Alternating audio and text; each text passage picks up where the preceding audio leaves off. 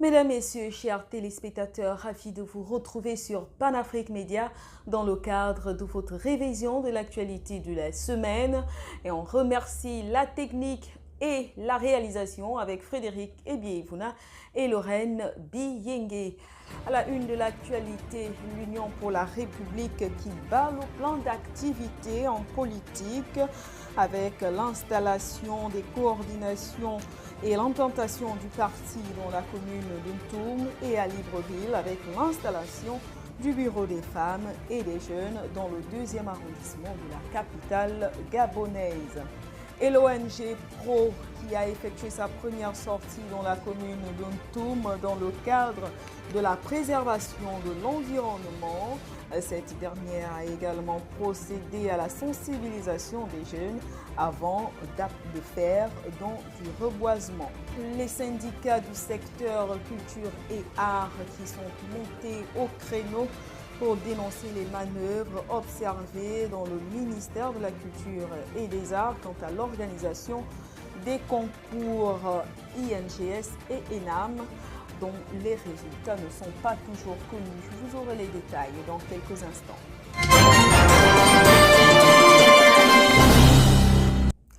L'ONG Jeunesse sans emploi face à la presse ce 8 avril 2024 pour dénoncer et réaffirmer son engagement à l'endroit des demandeurs d'emploi. On voit tout cela avec Lorraine Biyengue et Frédéric Ebievuna. Devant la presse, l'ONG Jeunesse sans emploi a tenu une déclaration afin d'éclairer l'opinion nationale et internationale, notamment basée sur le dialogue national inclusif. Quant à leurs revendications sur la situation du chômage que rencontre la jeunesse gabonaise. À l'ouverture du dialogue national inclusif, nous avions écouté le chef de l'État rappeler à tout le monde qu'il a fait sa part. Et je tiens déjà à féliciter le chef de l'État. Le chef de l'État a installé officiellement Monseigneur l'archevêque Jean-Patrick Ibaba en tant que président du bureau du dialogue national inclusif. Et au sortir de l'ouverture du dialogue, il était important de prendre part à ces assises. Normalement, les personnes qui ont eu l'opportunité d'être dans le décret de participation au dialogue national. Mais nous avons fait un recours écrit. Nous avons écrit à monsieur l'archevêque, nous avons informé, nous lui avons dit qu'en tant que citoyens, nous avons quand même le droit de solliciter si on peut encore modifier ou rectifier. Et Monseigneur et Madame la ministre nous a informé que le décret ne peut pas être changé. Et modifier un décret où le démarrage des travaux avait déjà débuté, ça devait être difficile. Ce serait faire une remise en cause du pouvoir du chef de l'État. Après 4 jours passés sur le site où se tient le dialogue national, notamment au stade d'Angonje, le président de l'ONG Jeunesse sans emploi met les choses au point sur des individus qui ont eu à faire de la récupération de leur sitting à une affaire personnelle. Nous avions passé près de 4 jours au stade de l'amitié d'Angonje. Nous avions discuté, nous avions été médiatisés dans les chaînes. Vous tous, vous aviez vu. Et ce qui ressort, c'est qu'aujourd'hui, il y a des personnes qui veulent profiter de notre engagement pour devenir les détracteurs du chef de l'État. Nous ne nous inscrivons pas dans cette démarche. Nous ne sommes pas contre le chef de l'État, mais nous voulons trouver des solutions concrètes. Une sortie devant les hommes et femmes de médias qui a permis au président de l'ONG Jeunesse sans emploi de se plier et respecter des lois prises par les plus hautes autorités du pays, mais aussi attend de mettre en application les décisions qui seront adoptées au sortir du dialogue au bénéfice du grand nombre des demandeurs d'emploi. Ce que l'ONG veut faire passer comme message, c'est que nous respectons les décisions qui ont été prises par le chef de l'État, notamment sur le décret. C'est ce qui nous amène à réaliser et à comprendre que nous faisons confiance au chef de l'État parce que nous savions très bien que le chef de l'État va forcément penser aux demandeurs d'emploi. Si les résolutions sont prises pour le grand nombre, c'est-à-dire pour la satisfaction du plus grand nombre, rien ne va nous déranger. Vivement qu'au sortir de ces assises, les préoccupations de la jeunesse gabonaise soient prises en compte, car dit-on que la jeunesse est sacrée. Je vous l'annonçais déjà en titre, la protection de l'environnement au cœur des actions de l'ONG Marche Pro ce week-end dans la commune de Ntoum et à Libreville. Au cœur des actions, une journée citoyenne livrée à ramasser des déchets plastiques et au reboisement, sans oublier la sensibilisation des plus jeunes. Le compte rendu avec Lorraine Biyingue et Frédéric Ebié-Efouna. Le lycée Lubin Martian Tuntum Obam dans la commune de Ntoum a abrité ce samedi 13 avril la première édition de lutte contre la pollution des déchets plastiques par l'ONG Marche Pro et Big Green, qui ont procédé à une journée de randonnée, nettoyage et de reboisement. Un événement qui a vu la présence du proviseur de ce dit établissement. Vous êtes chez vous, ça contribue à ce qu'on appelle la valorisation des acquis de nos apprenants et nous souhaitons pérenne ce type d'action et surtout que vous allez faire, comme vous le disiez, un geste qui va leur donner un exemple du bien-être, sinon de l'entretien de son espace de vie. Soucieux des enjeux du pays quant à son engagement dans la protection de l'environnement, les organismes non gouvernementaux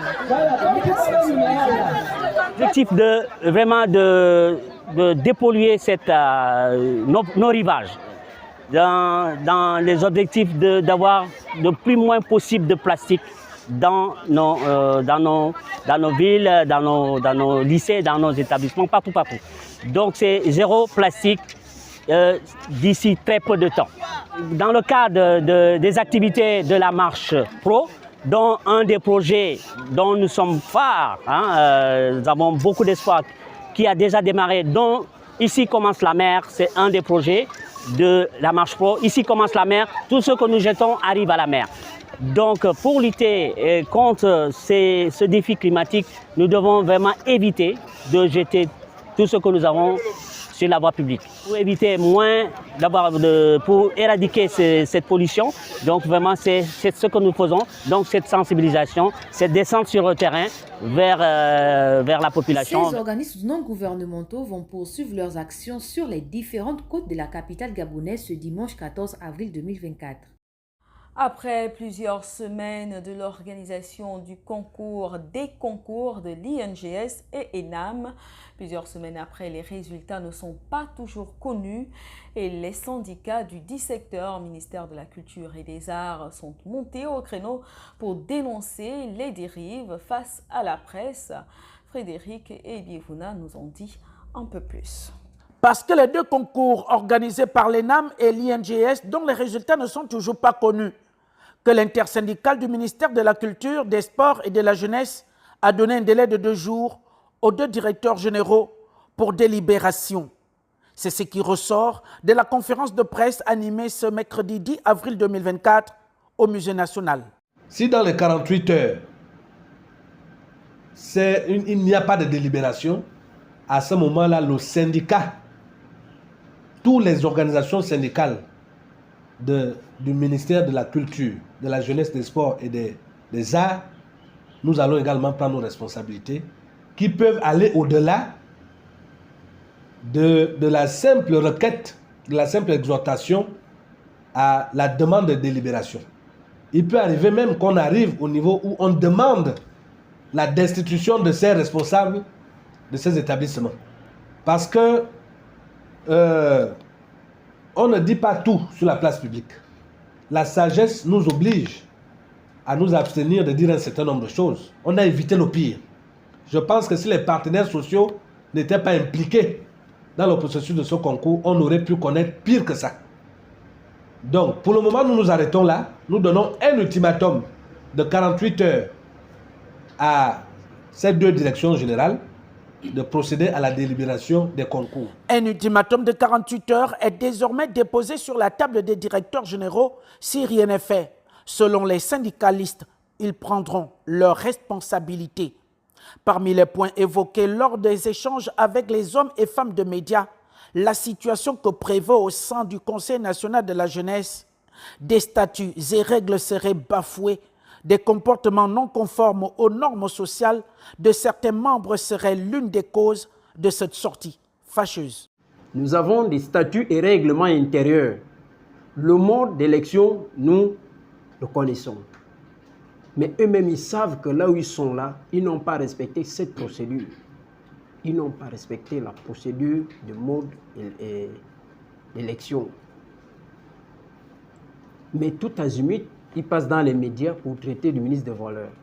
Alors que ce Conseil national de la jeunesse avait déjà enterré depuis. Quand le ministre Franck était là, il n'y avait plus même l'existence de ce conseil. Ils étaient embrigadés. Mais quelqu'un qui arrive, qui vient vous ressusciter, vous vous permettez de l'injurier devant les médias. Nous demandons et nous exigeons au président du Conseil national de la jeunesse de présenter ses excuses aux ministres et au gouvernement de l'attitude de leurs membres. Le renouvellement du bureau du Conseil national de la jeunesse est ainsi clamé unanimement par l'intersyndicale si le président du Conseil ne prend pas ses responsabilités. Après l'ouverture du dialogue national le 2 avril dernier, ce lundi 8 avril, les discussions ont enfin débuté du côté du stade d'Angoundjé et le modérateur de la sous-commission emploi-fonction publique nous livre les détails au micro de nos reporters. Les discussions de la grande messe nationale du dialogue ont enfin débuté ce lundi 8 avril au stade d'Angoundjé. Les questions de chômage et de l'employabilité des jeunes occupent une place de choix autour de cette table ronde. Une commission technique a donc été affectée pour ces questions. Parmi les participants, Emmanuel Vimba, défenseur des droits de l'homme et vice-président de l'Union des services publics et assimilés internationale, région Afrique francophone. Il y a des gens qui ont travaillé en amont, c'est-à-dire le ministère de la Réforme a travaillé en amont, suite à toutes les contributions qui avaient été versées par les populations gabonaises. Et maintenant, nous sommes en commission technique pour essayer un peu de traduire en acte tout ce qu'ils ont sélectionné. Et nous pensons que 30 jours vont être largement suffisants afin que nous puissions fournir à la plénière ce que les Gabonais attendent de l'emploi, ce que les Gabonais attendent de la fonction publique et ce que les Gabonais attendent du travail. Parce qu'il s'agit de sélectionner, il s'est agi de sélectionner les experts en la matière et nous pensons que nous y arrivons. 3 sous-groupes dans cette commission pour mieux traiter ces problématiques. Le temps réservé au traitement de ces questions sera bien suffisant. Un diagnostic profond sera fait sur les conditions de recrutement au niveau public et parapublic, en tenant bien sûr compte des attentes des Gabonais. Les jeunes qui sont en pré-recrutement depuis plus de 20 ans aujourd'hui, ça ne peut pas se concevoir que dans un petit État, qu'au lieu de recruter la jeunesse, au lieu de recruter les fonctionnaires, nous avons des agents publics qui sont encore en pré-recrutement, des milliers d'agents publics qui sont en pré-recrutement depuis près de 30 ans aujourd'hui. Et ce n'est pas normal. Et d'où notre présence ici pour présenter au CTRI qui a bien voulu convoquer ces assises, les résolutions issues de cette commission technique afin que les Gabonais puissent trouver de l'emploi et du travail. Les travaux se tiendront jusqu'au 30 avril prochain. Le président du CAP et vice-président de l'US Public International, région Afrique francophone, reste ouverte à toutes sortes de propositions, offrant ainsi la possibilité aux Gabonais d'interagir dans la reconstruction de leur pays.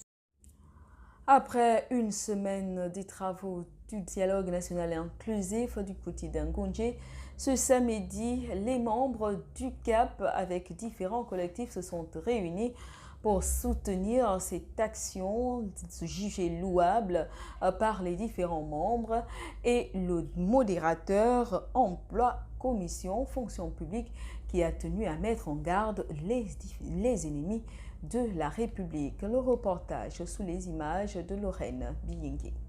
Grand rassemblement des membres du CAP ce samedi 13 avril 2024 dans un hôtel de la place.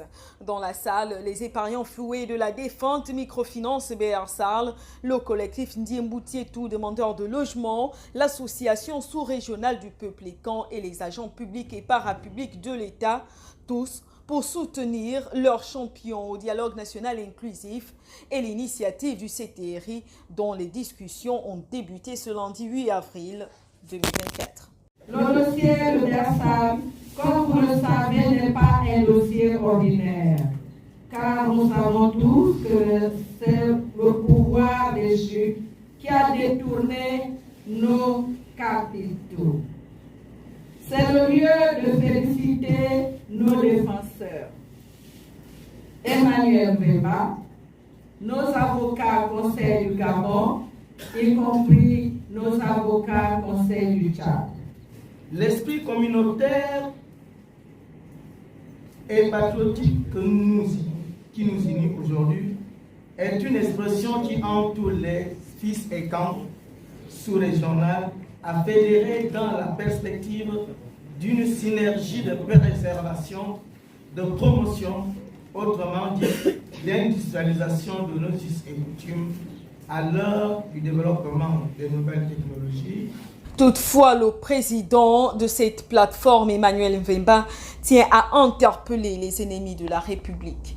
Pour le président de la République, chef d'État, son Excellence Fils Clotaire Rodrigue a décidé de libérer le Gabon, notre pays, en organisant un dialogue national inclusif et se projeter pour un référendum constitutionnel au mois de juillet 2020. Le MCR s'insurge contre toute tentative visant à boycotter ce dialogue national inclusif, tant attendu par l'ensemble des Gabonais, dont nous tous, car ces personnes seront posées comme des véritables ennemis de la République, parce que les résolutions de ce dialogue national inclusif concerneront toutes les populations gabonaises sans exclusive, parce que unis nous sommes forts et désunis nous sommes faibles. Les yeux désormais rivés sur le CTRI, les épargnants du BR Sarl et les demandeurs de logement appellent à l'intervention de ces nouvelles autorités en ce qui concerne la résolution de ces dossiers qui accablent le quotidien de ses compatriotes. On parle également politique dans cette rétro-hebdo avec l'Union pour la République qui a procédé ce week-end à l'installation du Bureau national des femmes, mais aussi celui des jeunes. C'était à leur siège situé dans le 2e arrondissement de la capitale gabonaise, en présence de Frédéric Biévouna et Lorraine Biengue de notre rédaction. Ce sont des femmes et des jeunes dynamiques et combatifs de l'Union pour la République qui ont été promus puis installés ce 13 avril 2024 au siège du parti par le secrétaire général Marc Sosa Simagwango en présence du président fondateur, de la présidente d'honneur, le bureau directoire et certains membres adhérents. Nous sortons effectivement de cette cérémonie d'installation de deux mouvements, il faut le souligner, à la fois le mouvement des femmes de l'Union pour la République, mais également le mouvement des jeunes de l'Union pour la République, qui sont effectivement des organes fondamentaux pour effectivement la grande marche que mène l'UPR dans la construction du Gabon nouveau. Et donc le sentiment que l'on pourrait ressentir, nous autres promus, c'est un sentiment de satisfaction, de joie, mais également nous mesurons la tâche qui est la nôtre. À toutes les femmes vraiment de rejoindre les rangs de l'UPR. Pourquoi? Parce que c'est un parti du peuple. C'est un parti du peuple. Ça veut dire ce que ça veut dire. Ce sont les enfants de prolétaires. Ce sont des enfants de prolétaires. Nous avons besoin de personnes sans nom. Parce que nous savons que dans ce pays, tous ceux qui ont eu des grands postes, ils ont des noms. Ils sortent des grandes familles. Ce n'est vraiment pas le cas dans l'UPR. L'UPR, c'est un parti du peuple qui accueille tout le monde. Je demande vraiment à toutes mes sœurs, à toutes les femmes de rejoindre les rangs de l'UPR parce que vraiment, c'est un parti qui accueille tout le monde. Le président de l'Union pour la République, Gervais Onian, dans son allocution, a ainsi appelé tout un chacun de mettre du sien pour le rayonnement du parti, tout en félicitant les nouveaux promus. Mesdames, Messieurs, mes chers compatriotes, l'avenir du Gabon est désormais devant nous. Ensemble, nous devons nous réapproprier notre pays. Nous devons redonner espoir à tout le peuple gabonais en continuant, comme nous avons commencé à le faire, à bâtir à travers l'UPR un grand parti pour le Gabon de demain. Oui, mes chers compatriotes, ce nouveau grand parti, qui est le parti du futur, c'est l'Union pour la République. À la fin du dialogue en cours et dont nous saluons le bon déroulement, l'UPR prendra acte des conclusions et des résolutions qui en découleront.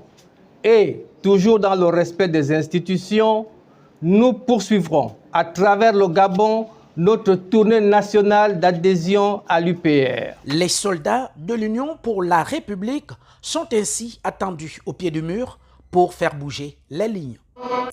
Et dans la même foulée, le vice-président pour l'Union pour la République pour le compte de la commune d'Ontoum a procédé à l'installation des coordinations dans cette localité et c'était en présence de Frédéric Ivuna.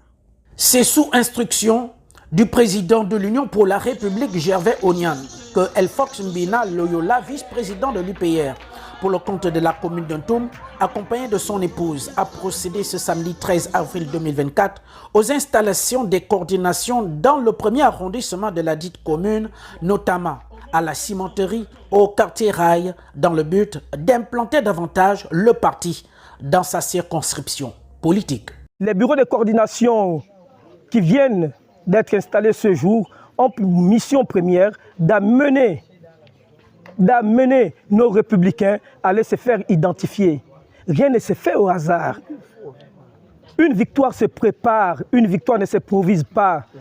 On ne peut pas prétendre aimer le président de la République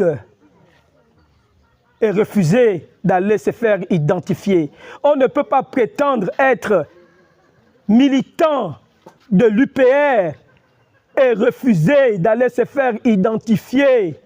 Chez nous, en Toum, nous sommes clairs. L'UPR doit avoir les 23 conseillers sur 23 aux prochaines élections municipales. L'UPR doit ravir. L'UPR doit prendre le siège de député en Toum. Au cours de cette double installation, l'Union pour la République a enregistré plusieurs nouveaux adhérents démissionnant de leur parti politique. Un du PSD, un de l'UDIS et 8 du Parti démocratique gabonais. Pour les responsables des coordinations, ils ont une seule et unique mission, celle de faire gagner l'UPR dans la commune d'Ontoum. Cette installation qui vient de se passer, il y a eu un travail de fond. Tous qui ont été installés aujourd'hui, on a vérifié. Si vous avez assisté aux démissions, c'est parce que c'est des gens qui étaient dans l'ancien parti, dans, on va dire, l'ancien système, qui travaillaient, qui ont sacrifié de leur vie. Le Dieu créateur a envoyé quelqu'un pour délivrer le Gabon. C'est ce créateur-là que le nouveau bureau du quartier Rail va soutenir. Et ne soyons pas surpris parce que c'est des machines de guerre que vous voyez autour de moi.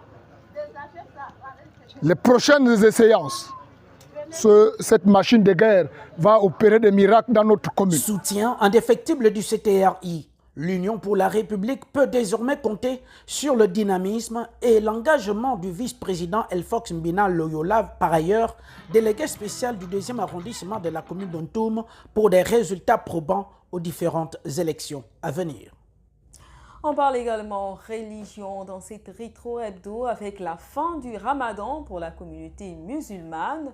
À Libreville, notre équipe a fait une descente dans une mosquée de la place au quartier Lalala dans le 5e arrondissement de Libreville et voici ce qui en ressort. Les musulmans du Gabon ont fêté ce mercredi 10 avril 2024 la fin du Ramadan communément appelé le carême. Ici, à la mosquée de Lalala à droite, ils étaient nombreux, hommes, femmes et enfants, chacun dans sa tenue confectionnée pour la circonstance. Occasion pour l'imam de rappeler à tout un chacun la prise de conscience de la vie et des valeurs de l'islam à pratiquer. Serviteurs d'Allah, voilà quelques heures que le mois béni de Ramadan nous a quittés. Voilà quelques heures à peine que Ramadan est parti. Et aujourd'hui, beaucoup disent, Ramadan est parti très vite. Il appartient à chacun d'entre nous de méditer et de réfléchir et de comprendre que ces jours qui passent vite, ces mois qui passent vite, c'est aussi la mort qui arrive vite. Prenez conscience que chaque jour qui passe vite, chaque mois qui passe vite, c'est votre séjour sur la terre qui est en train de passer rapidement. Le Ramadan, mois béni pour les musulmans, commémore la révélation du Coran au prophète Mohammed. Il est le 4e des 5 piliers de l'islam que les musulmans doivent obligatoirement respecter. L'objectif dans le jeûne, c'est d'atteindre la piété. Et donc, les musulmans dans le monde entier, particulièrement au Gabon, nous avons observé ce jeûne, nous avions revu nos comportements, nos manières dans nos relations avec même les non-musulmans, et ce que nous faisions qui n'était pas normal. Nous nous sommes abstenus durant ce mois. Donc c'est ce comportement que Dieu veut de nous jusqu'à la fin de nos vies. Donc ça devrait continuer jusqu'à ce que la mort vienne nous prendre. Le mois de jeûne oblige les croyants à se priver des choses quotidiennes et de se concentrer à la prière et à l'adoration. En un mois, ça a été pour nous un moment de joie, de gloire, divisé en 3 étapes. Les 10 premiers jours, ce sont les jours de la miséricorde. Le deuxième jour, les 10 seconds jours, c'était les 10 jours du pardon. Et les 3 derniers jours, c'est les derniers jours contre le feu de l'enfer. Le mot Ramadan a pour signification en français « grande chaleur » et désigne le 9e mois du calendrier lunaire musulman. Et shalom à toute la communauté messianique du Gabon qui a célébré son nouvel an le mardi 9 avril 2024, l'année 5785 pour les Juifs. C'était en présence de notre équipe de reporters. Plusieurs activités ont eu lieu à cet effet. Célébration du Nouvel An juif de l'année 5785, ce mardi 9 avril 2024. Au Gabon, à l'Assemblée messianique Beth Shalom, située au point kilométrique 12, dans le 6e arrondissement de Libreville, les festivités sont bien au rendez-vous. C'est le réveillon et les membres de Beth Shalom sont prêts à commencer cette fête avec l'Éternel comme institué dans les Saintes Écritures. L'humanité suit un calendrier qui n'est pas biblique, un calendrier romain où il proclame la nouvelle année au 1er janvier, mais nous prions à la volonté de notre Créateur. Quand nous regardons dans la Torah, Exode 12, à partir du verset 2, il est dit que ce mois sera pour nous le premier mois de l'année. Le premier mois de l'année. Lévitique 23, le verset 5 jusqu'au verset 6, on dit que le 14e jour du premier mois, ce sera la Pessa, la Pâque. 4 mois après le jour du Nouvel An du calendrier romain, les Juifs, eux, restent constants selon le calendrier délivré par le Dieu d'Israël, pourtant devenu universel aujourd'hui, plus de 1500 ans à travers le christianisme. La nouvelle année ne peut pas être en janvier. Tout simplement pourquoi? Parce que lorsqu'on regarde, même l'Église chrétienne ne célèbre pas la Pâque en janvier. Si janvier était le premier mois biblique, l'Église chrétienne devait célébrer la Pâque le 14 janvier, puisqu'il est dit au 14e jour du premier mois, ce sera la Pâque. Donc aujourd'hui, nous sommes le premier jour de l'an. Donc à compter d'aujourd'hui, nous allons faire les décomptes. Et le 14e jour cette année tombera entre la soirée du 22 au 23 avril. Ce sera la Pâque. J'aimerais préciser la Pâque juive, la Pessa. Au menu, plusieurs activités et la vision des messianiques au Gabon reste constante. Être à la recherche de la vérité pour un véritable salut des âmes. Le nouvel an, en hébreu, nous parlons de Rosh Kodesh, c'est-à-dire traduit dans nos versions bibliques comme étant nouvelle lune. Bon, qui n'est pas d'ailleurs une très bonne traduction, nouvelle lune. Et l'Éternel dit qu'à chaque nouvelle lune, à chaque sabbat, toute chair viendra se prosterner devant lui. Alors donc, nous prévoyons des activités pour les enfants, nous prévoyons la réjouissance dans tous les sens, nous prévoyons également partager avec nos bien-aimés, nos chers invités, la parole, pour justement faire constater aux personnes l'hérésie qui est répandue de nos jours. Après la crucifixion de Jésus appelé en hébreu Yeshua, plusieurs Juifs n'ont pas cru en la venue du Messie tel annoncé par des prophètes au fil du temps. Seule une partie l'ont accepté et ont cru à sa doctrine. Et c'est sur cette page religieuse que se referme notre révision de l'actualité de la semaine. Mais avant de nous quitter, voici le rappel des titres. À la une de l'actualité, l'Union pour la République qui bat le plan d'activité en politique avec l'installation des coordinations et l'implantation du parti dans la commune d'Untoum et à Libreville avec l'installation du bureau des femmes et des jeunes dans le 2e arrondissement de la capitale gabonaise. Et l'ONG Pro qui a effectué sa première sortie dans la commune d'Untoum dans le cadre de la préservation de l'environnement. Cette dernière a également procédé à la sensibilisation des jeunes avant de faire dans du reboisement. Les syndicats du secteur culture et art qui sont montés au créneau pour dénoncer les manœuvres observées dans le ministère de la Culture et des Arts quant à l'organisation des concours INGS et ENAM dont les résultats ne sont pas toujours connus. Merci de nous avoir suivis et merci pour votre fidélité à Panafrique Média, à la réalisation et à la technique. On remercie Frédéric Ebievuna et Lorraine Biyengue. Quant à moi, je serai ravie de vous retrouver dimanche prochain.